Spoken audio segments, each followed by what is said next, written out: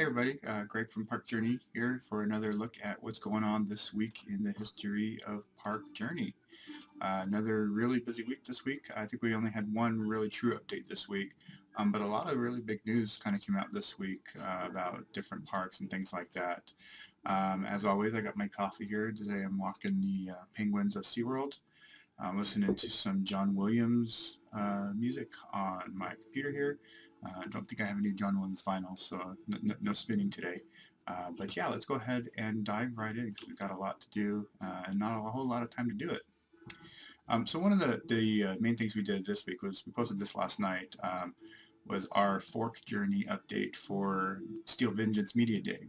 And so those of you who have actually followed along with our site for a couple of years might know that we've been trying to get in with Cedar Point for quite a few years. We had, based on my blogging with Mice Chat and things, that, back in the, from like 2007 to 2014 to when we started Park Journey, I had some contacts with Magic Mountain and Knott's and even Universal Hollywood and a couple of other parks. So when we started Park Journey, it really helped to kind of have that, those connections, and it helped, and a lot of sites don't actually have that, so I was obviously very appreciative of that. And then obviously for some of the other parks, like Cedar Point, Carowinds, Silver Dollar City, we kind of had to, we had to earn it, which we had zero problem in doing. And then obviously Universal Orlando, we're still, kind of getting in with them. We get press releases and stuff, but as far as like media stuff, not really. And then like Busch Gardens Tampa, we've kind of gotten pretty good with them over the last couple of years.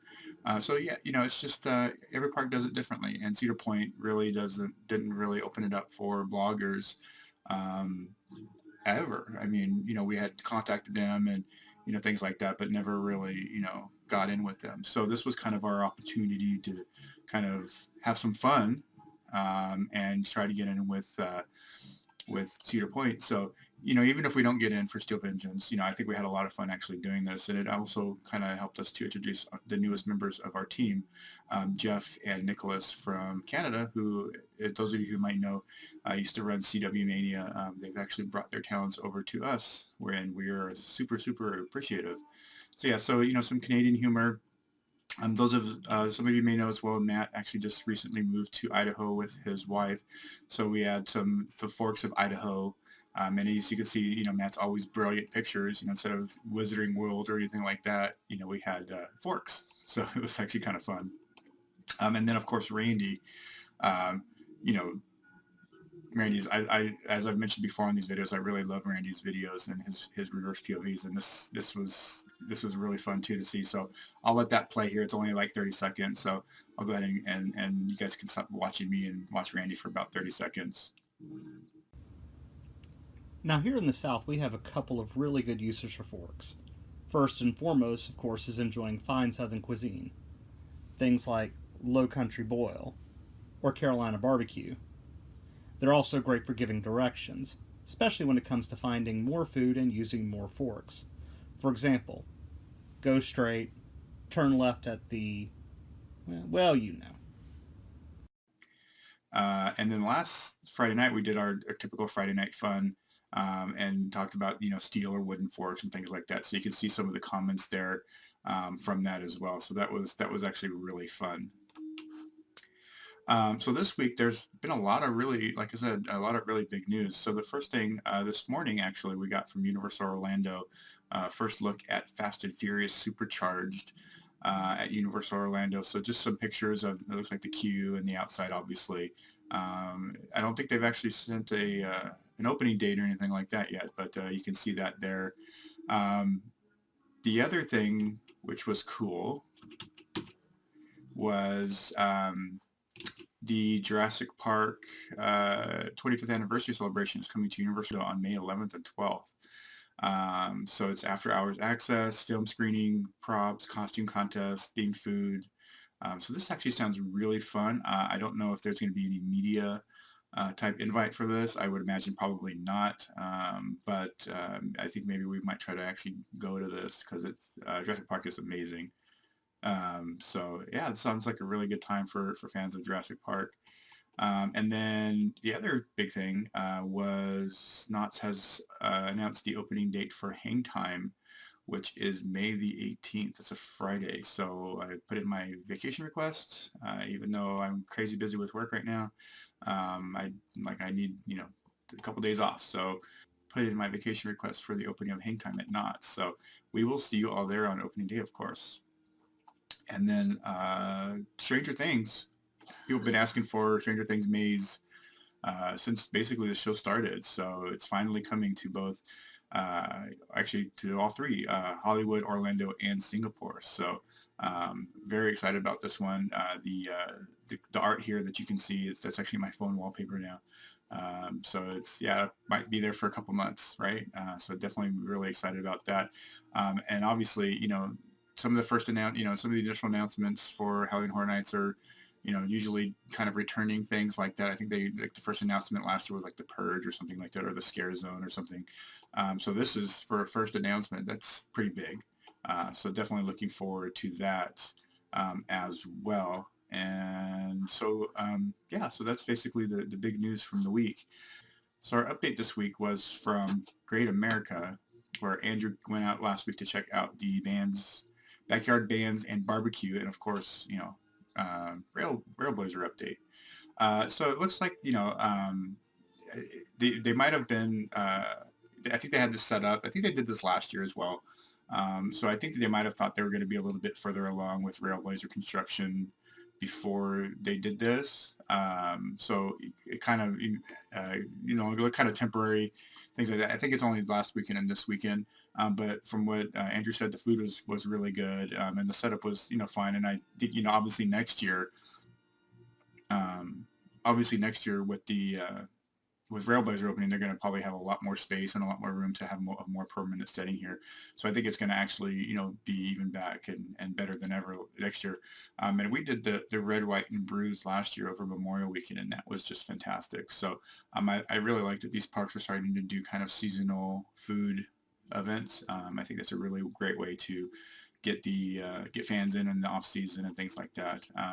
And obviously Knott's has been doing it to pretty wide success over the last few years. And obviously Disney, they're the kings of seasonal events at Epcot. So yeah, I think that this is a really good thing. And obviously with RailBlazer opening hopefully soon, it'll be even back and better than next year. So you could also see here some RailBlazer updates. They're working on the rock work. You can see there. The track is completed, but you can see they're kind of covering up the track in a couple of spots in this picture just to make sure that they don't scratch anything when they're doing all their rock work. And from what you can see from the rock work already, it looks great. And then there's obviously the RailBlazer merchandise. And I'll be honest, I'm not a huge fan of theme park, coaster shirts or things like that, but I kind of stick to the shot glasses or coffee mugs or magnets. But a couple of these shirts look really awesome. And then obviously the bear, I think those are gonna be really popular. They're mega cute. So yeah, that's really about it for updates for the week. Let's go ahead and check out our Facebook page to see if there's actually anything that we missed. I don't think there is. Let's see. Yeah, so we've got Fork Journey, Jurassic Park, Hang Time. Oh yeah, so I will also mention too. It's been 2 years since Potter opened here at Universal Hollywood, and when we started Park Journey 4.5 years ago, that was kind of our goal of from the site, was to kind of be involved in that from the get-go. And obviously, again, it took a lot of really hard work from all of us to kind of make that happen. You start off just here's your press releases, and basically support doing updates from the park, going to the park and doing construction updates, and then all the press releases and things like that.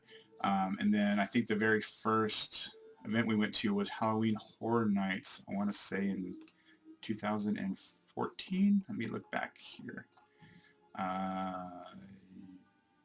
October, September.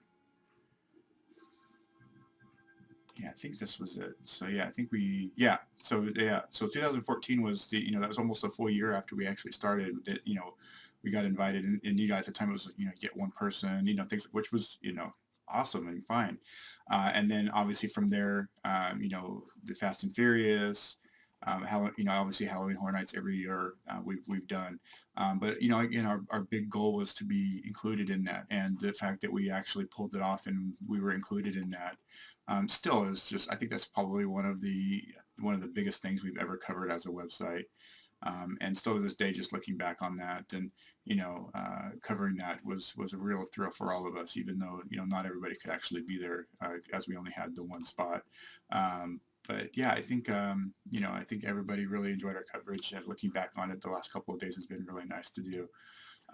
So anyway, thank you to Universal Hollywood for having us out, and obviously for all of the members of Team Park Journey who are just amazing, and as always to my family for supporting this. So yeah, so as I said, we've got two new members of Team Park Journey, so we're going to start having a lot more updates from Canada, and then Nicholas and Jeff, they do travel a lot as well, so we'll have some fun travel things coming up here in the months ahead as well.